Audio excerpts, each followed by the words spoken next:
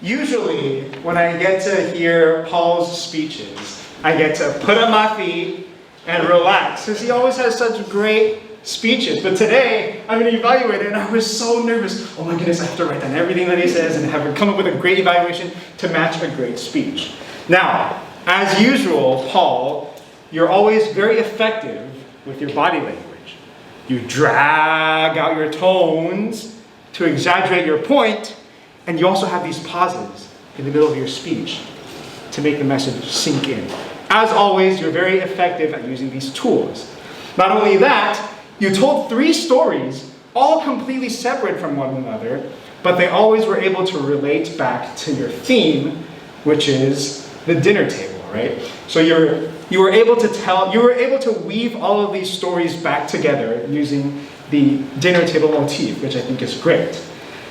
Now, in order to make you an even better speaker, right? Yay! Tonight, your objective was not to be an awesome speaker. You already are.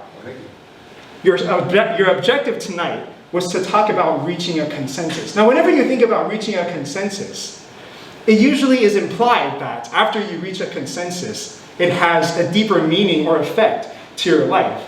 However, today when I was listening to your speech, your 3 stories, I kept asking myself, consensus, so what?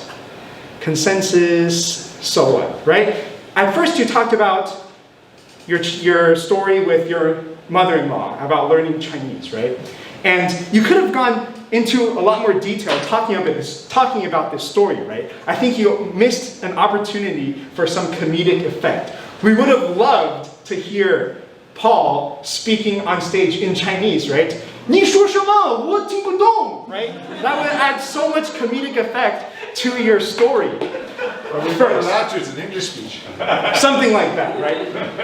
Now, I think it would have been better if you went into more detail on just one of the stories and then talk about how reaching that consensus made an impact on how you interact with people in the future. So for example, you could have said, 20 years ago, when my mother-in-law asked me, when are you going to marry my daughter, right? You could have talked about the struggle that you went through in making that decision and how you realized that after going through that struggle and reaching a consensus with your mother-in-law, how that might impact 10 years down the line, you learning Chinese. So you could have talked more about how even though it was a struggle or you pondered a lot about marrying her daughter, 10 years later you realize, aha, 10 years ago or 20 years ago, because of that piece of advice from my mother-in-law, I reached a consensus with her. Now I know better, and I know that I should listen to my mother-in-law and take those Chinese lessons. I think if you were to weave your stories together, not just through the dining table, but also through how these separate stories affected each other, it would have brought more impact to your story and carry your message further. Back to the general evaluator.